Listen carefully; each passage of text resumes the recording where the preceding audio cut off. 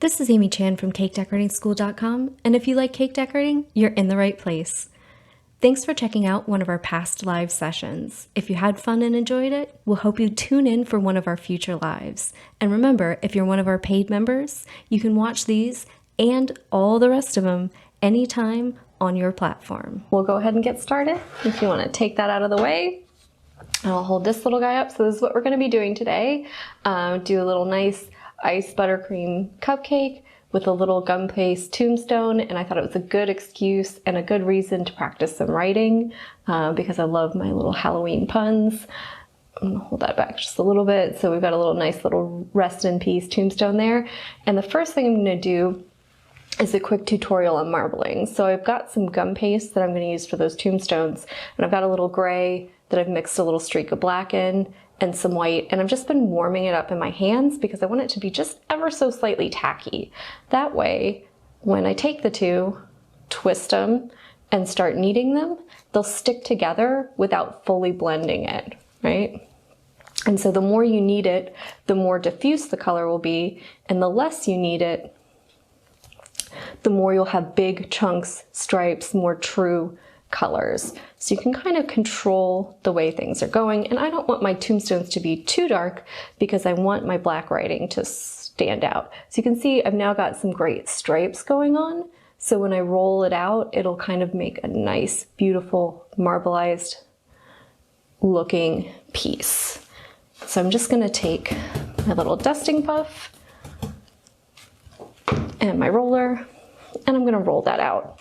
And if when I'm rolling it, it's not quite blended enough, ooh, look at that, beautiful. I can always squish it back up and knead it just a little more to blend the colors more, but I really like the stripes that I'm getting there, right? Looks beautiful. And so I'm gonna use that to cut out a couple of tombstones. And I don't really have an exact cutter for my tombstones, so I just use a couple that I have on hand. So I'm actually just going to use a big rectangle and cut some straight lines, right? And then I'll break those little pieces apart. And I can use a round cutter to just round the tops. Right? So just kind of use a nice little gentle rolling kind of rocking motion, and that'll do a curve on the top of your rectangle, and you get perfect little tombstones. And if you want to, you can always use this little guy, right? And clean up the bottom edge. But we're gonna stick them into buttercream, so you don't even have to. So I'm just gonna make a couple of these and let them sit for a few minutes, and then I'll be able to write on them. Right? And you can make them different sizes. If you find cute little tombstone cutters, you can always cut out different shapes.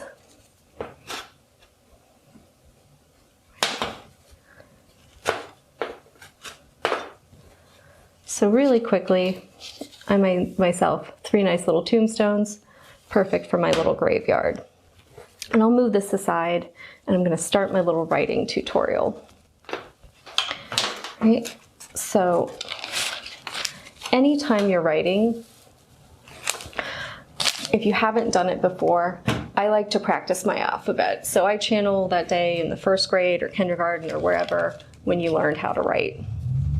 Right, so I load up a bag, nice round tip, right? This one's a larger one, it's a 3, just so that you all can see. And the first thing I do is practice the parts of the letters, right? And I think that's something that people lose a lot of times when they write, and I'll show you, they'll do things like an A, and they don't pick up the bag.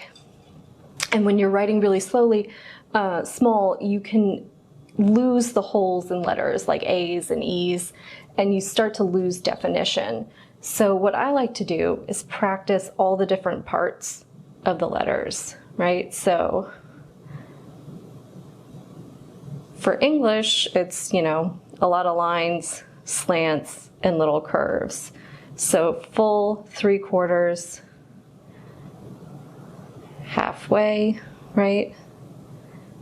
There are little C shapes that go both directions. right? And various curves, like for R's and N's. Little crossbars, various heights and widths, and slants. So both directions, right? Things like X's, W's, V's, right?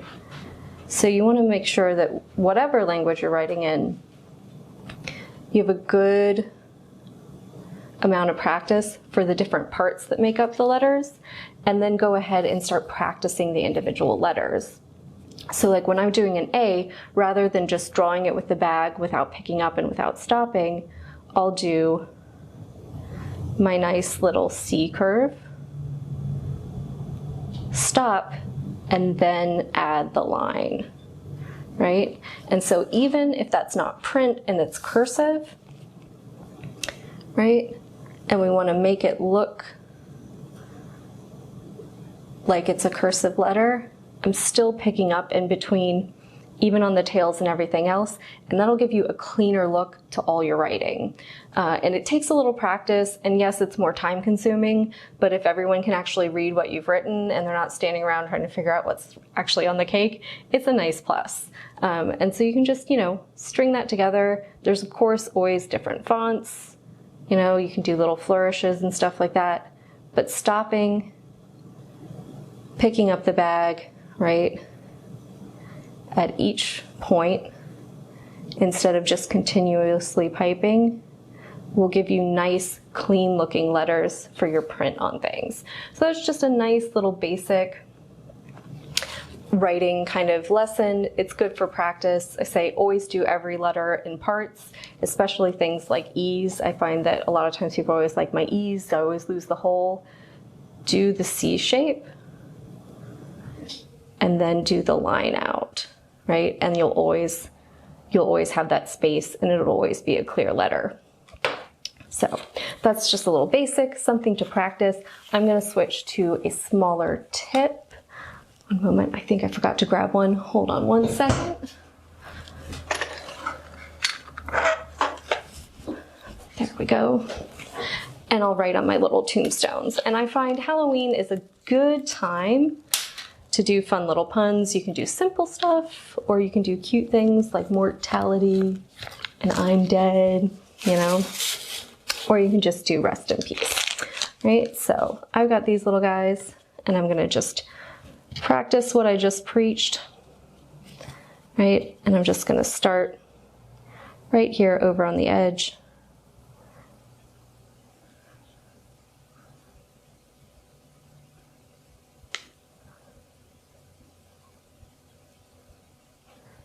And just pick up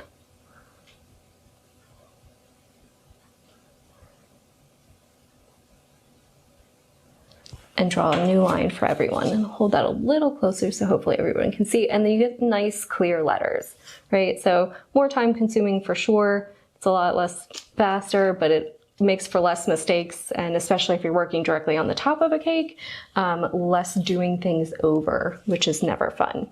Because scraping the top of your cake off to rewrite a message is never where we want to be at. So I'll do just a few more of these. Oh, thanks for the hearts, everyone. Oh, I don't think I left enough space there. That's another thing maybe to work on one day. I think a lesson on spacing. Not too worried about it today because these are just for fun, but on cakes, that's really important. So start a little further over.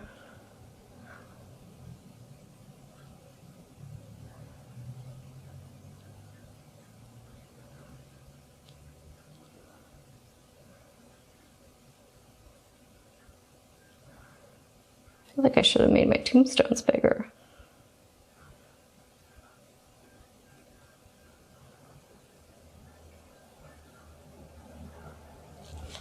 All right, so we have some cute little tombstones. I'm gonna switch gears and put these to the side and ice my little cupcakes. And we made some chocolate cake this week, and I had a little leftover, so I went ahead and made crumbs out of it, and we're gonna use it for our little grave dirt.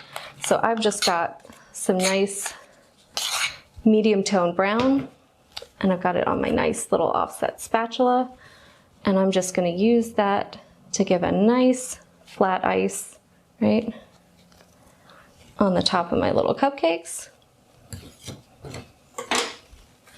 And then I've got a little bowl of cake crumbs prepped. So I've just got my extra chocolate cake. I crumbled it up. It's great if you're gonna make a, chocolate dirt cake or death by chocolate or anything like that, but also great for decorating the tops of cupcakes. And so if you have it nice and loose in a bowl, you can just give them a little dip like that. And then I made some nice, what I thought was lovely dried grass green. Wanted it to look nice and kind of spooky cemetery. I can just go around the edges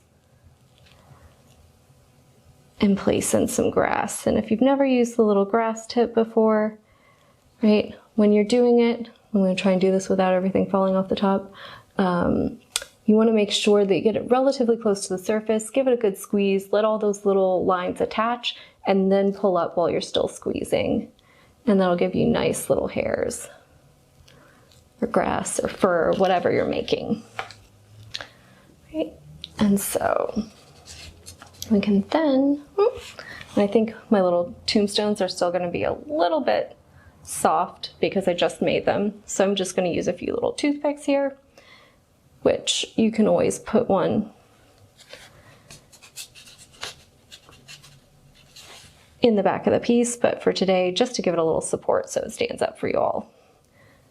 And just sink it down into the frosting a little bit and use the grass to help attach it.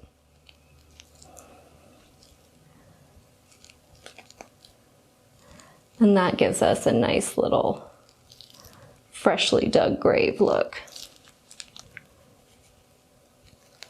You can just throw a little grass in anywhere you need it or want it. More buttercream, always better. So those are some cute little Halloween themed gravestone cupcakes. You can always do things like add a little flower on top, a little skull. You can go as detailed as you want or as simple. I hope you all enjoyed. I hope if you haven't already, you'll check out our website and you'll go over to our YouTube channel and check that out as well. We're hoping to bring you some more content there in the future. If you enjoyed this video and you'd like more about the cake decorating materials and equipment we use, or just some inspirational videos about cake decorating itself, you can follow us on Insta or YouTube at Cake Decorating School. If you'd like to know more about yearly membership and what it entails, you can go to www.cakedecoratingschool.com for more information. And if you're interested in these products, you can check the links in the description.